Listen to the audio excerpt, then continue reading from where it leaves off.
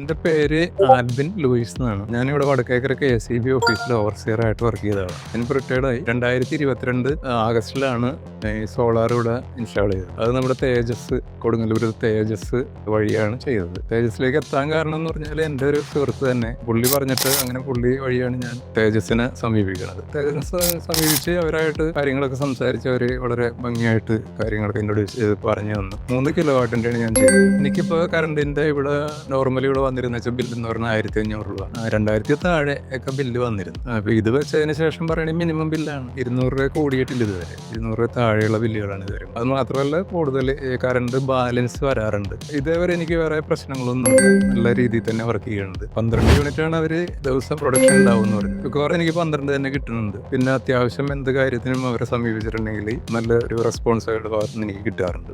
Tejas Solar Tech All Kerala Service.